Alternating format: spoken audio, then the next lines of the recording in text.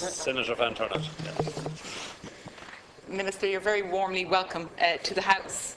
I think everyone in the Chamber will agree that the recent revelations are yet another deplorable stain on our collective conscience. In preparing for my statement today, my own personal shame as a member of the collective that turned a blind eye to the abuse and suffering of women and children out of fear and deference to the powerful is acute to me as ever before. It is the same shame I felt reading each of the reports, Ferns, Ryan, Murphy and Cloyne, into the systematic abuse and exploitation of vulnerable children in the state and church-run institutions in Ireland. It's the same shame I felt reading the harrowing testimony from the survivors of the Magdalen laundries and symphysiotomy procedures performed by medical professionals in Irish hospitals. I share the overwhelming sense of shame and compunction over the unthinkable fate suffered by our sisters, cousins, friends and daughters who were labelled fallen women by the church and community for becoming pregnant out of marriage and sent to these homes for their sins and rehabilitation. The isolation, hardship and suffering these young women were subjected to in the name of honour and respectability is almost unthinkable in contemporary Ireland. How many of these young women fell pregnant against their will by way of rape and incest, familial abuse, and found themselves arbitrarily and extrajudicially detained in these homes? It is the worst injustice imaginable when the victim becomes the punished. It reminds me of punishment of stoning for adultery under Sharia law for women who have been raped.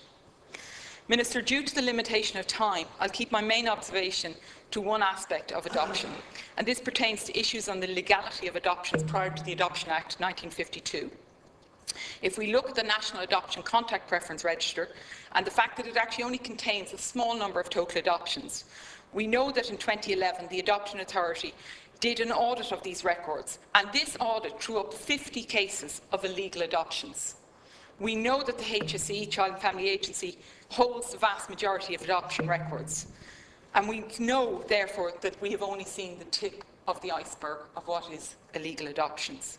The area of adoption legality is an extremely complex and technical area, and I believe that the Commission will need an expert in adoption law to deal with what is likely to be a very huge body of work. And maybe, Minister, I draw reference to the workings of the Mahon Tribunal, which had 2 to 3 experts working in tandem. So many of the issues thrown up by the mother and baby homes are not just legacies of the past. Many are prevailing issues today, from which an examination of the past can yield learnings for legislation and policy today. Earlier today, I met with several survivor groups, and we need to ensure that any inquiry and the process to establish it will hear their voices and involve them. The latest revelations have brought once again to the fore the trauma and suffering by many of the survivors. We need to ensure that we care for the living. Minister, I do welcome so early into your new office your very speedy and your committed response to set up the Statutory Commission of Investigation. And obviously, we're all looking to see what will be the scope of inquiry, which homes will be included, what period will be included. Will the state take responsibility to collate and collect all the records, or will we have a similar that we had with the reporting to the Magdalens, that we received the records but then we gave them back to the church-run institutions? The inquiry has to deal with many interrelated matters. The prevailing issues are adoption, the right to identity, lone parents, the role of women, poverty, social strata, the rights of unmarried fathers, the fact that we don't record their names on birth certificates necessarily to this date. Which leads me to ask about the type of investigation. Will it get the resources that it needs, the appropriate expertise to deal with the myriad of issues that I've outlined? We have to find a way to prioritise the truths from which there can be learning. For example, we've seen recently the role of social historians and archivists that have played to date, and I think continue to play within an investigative team. Can we learn from the Murphy report experience?